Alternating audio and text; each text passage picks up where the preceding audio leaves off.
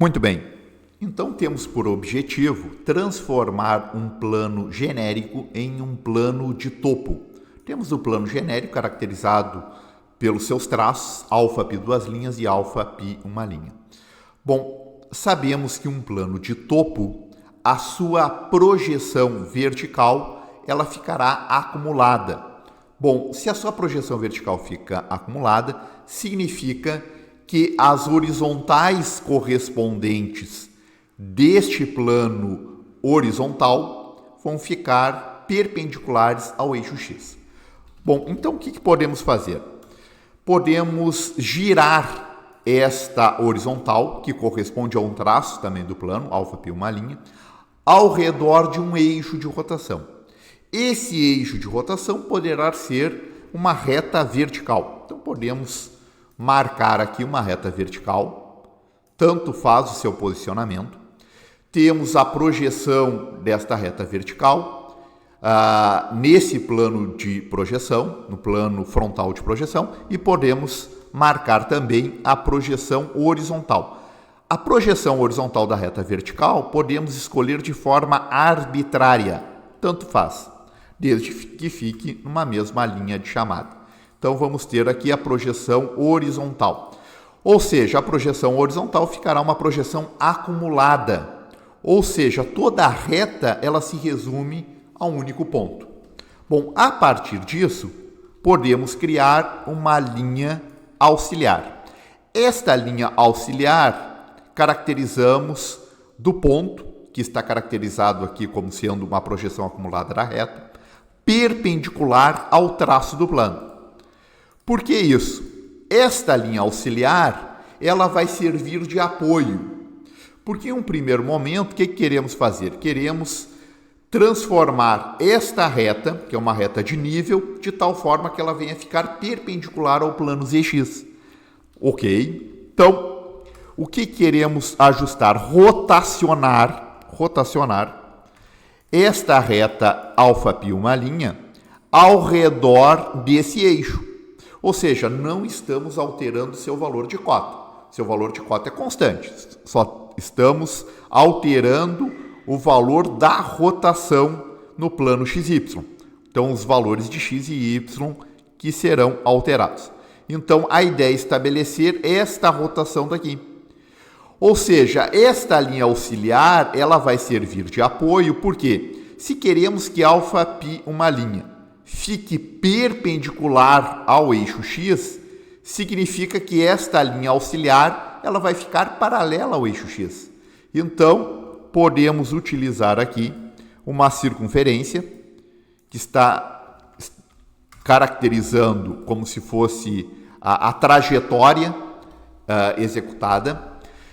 E a partir disso, podemos caracterizar esta linha auxiliar. Podemos unir deste ponto até este quadrante. Ou seja, se eu transfiro esta linha para esta nova posição, significa que απ uma linha, o novo απ uma linha que foi rotacionado, será perpendicular ao eixo X, porque απ uma linha está fixado juntamente com esta linha auxiliar. Então, ela mantém o ângulo de 90 graus, independente da posição estabelecida desta trajetória. Então, aqui vamos ter o απ uma linha. Ou seja, este απ uma linha daqui vai corresponder ao traço do plano de topo. Então, temos a caracterização daqui, απ uma linha, que corresponde ao plano de topo. Bom, temos um ponto no plano de projeção. Agora, onde estará o segundo ponto? Tá? Ou seja, a partir do momento que este απ uma linha, que representa uma horizontal, ela é perpendicular ao plano de projeção ZX, significa o quê? Que o traço, que o plano que corresponde à projeção nesse plano ZX ficará com a projeção acumulada. Ou seja, o traço do plano ficará uma reta. Tá? Como vamos caracterizar? Vamos pensar o seguinte. um ponto, o seu valor de cota é zero, tá? Simplesmente rotacionamos, então temos um ponto. Para caracterizarmos uma projeção de tal forma que a projeção acumulada do plano, a gente sabe que fica uma reta, então, no mínimo, temos que ter 2 pontos, tá? Para termos 2 pontos, a gente pode perceber o seguinte: esta reta vertical, ela perfura o plano genérico. Então, é interessante saber a posição deste ponto de perfuração. Porque, ao saber este ponto de perfuração, a gente pode constatar que todo o plano está girando, mas o eixo de rotação, ele está fixo. Este ponto está fixo, certo? Ele só permite o giro dos traços do plano, mas o ponto, ele vai ficar imóvel. Então, o que podemos caracterizar? Podemos observar qual o valor, onde está essa localização deste ponto. Bom, a intersecção desta reta vertical com um plano genérico, obrigatoriamente, o ponto de intersecção será comum tanto para a reta quanto para o plano, ou seja, será um ponto que pertence ao plano. Um ponto para pertencer ao plano pertence a uma horizontal do plano. Então, podemos traçar uma paralela, alfa-π uma linha, que é uma horizontal de cota zero, paralelo a este ponto, a esta projeção, que corresponde à representação da reta, e a partir disso, podemos verificar a projeção vertical desta reta de nível. Então, marcamos aqui para verificarmos o seu valor altimétrico e a projeção vertical da reta de nível, seu valor de cota é constante. Então, um ponto de perfuração estabelecido será este ponto daqui. Ou seja, esta reta de nível, quando estabelecemos o giro,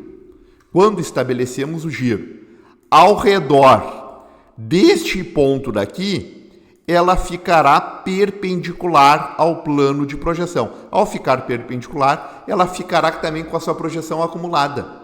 É uma horizontal com a projeção acumulada, que fica caracterizada por um ponto. Então, podemos unir este ponto, que é uma projeção vertical, até este ponto daqui.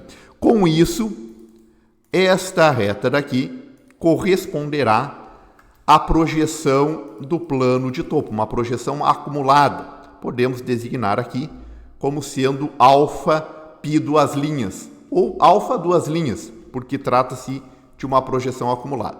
Então, esta representação daqui corresponde a um plano de topo, ou seja, transformamos um plano genérico em um plano de topo. Isto nos facilita bastante na hora de obtermos a verdadeira grandeza de figuras, porque podemos ter uma determinada figura projetada em um plano genérico, podemos realizar esta transformação de tal forma a simplificar, ou seja, a figura que está contida em um plano de topo, ela tem uma representação mais simplificada que uma figura que está representada em um plano genérico. Porque toda esta figura ela ficará acumulada neste traço vertical. Com isso, basta rotacionarmos e termos a figura em verdadeira grandeza.